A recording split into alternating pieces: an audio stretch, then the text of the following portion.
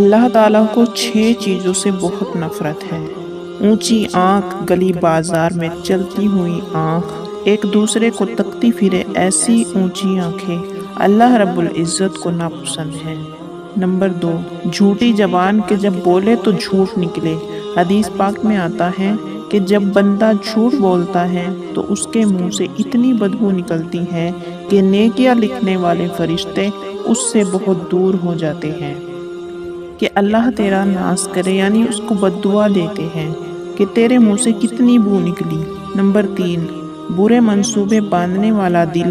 کئی مرتبہ انسان کے دل پر ظلمت اتنی ہوتی ہے کہ وہ ہر وقت یہ منصوبے سوچ رہا ہوتا ہے کہ میں گناہ کیسے کر سکوں۔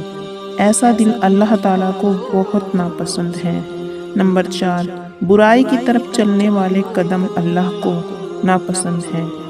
نمبر 5، بے گناہ انسان کو دکھ دینے والے ہاتھ اللہ تعالیٰ کو بہت ناپسند ہے۔ کئی مرتبہ ہم نے دیکھا گھروں کے اندر عورتیں خدمت گزار اور نیکوکار ہوتی ہیں اور مرد خود برے ہوتے ہیں۔ ان عورتوں کو وہ چھوٹی چھوٹی باتوں پر دکھ دے رہے ہوتے ہیں۔ ایسے ہر مرد نہیں ہوتے، لیکن کچھ مرد ہوتے ہیں ان پر ہاتھ اٹھاتے ہیں۔ ایسے لوگ اللہ کے نزدیک انتہائی برے ہوتے ہیں۔ نمبر 6، جدائی ڈالنے والا انسان۔ کئی مرتبہ دیکھنے میں آیا کہ کچھ عورتیں ایسی ہوتی ہیں کہ 2 انسانوں کے درمیان جدائیاں ڈال دیتی ہیں۔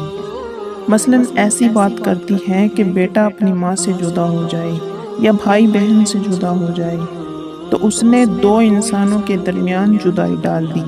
یا خاوند ایسی بات کرے کہ اپنی بیوی کو اپنے محروم رشتہ داروں سے دور کر دے، تو گویا اس نے بھی 2 انسانوں کے درمیان جدائی ڈالی۔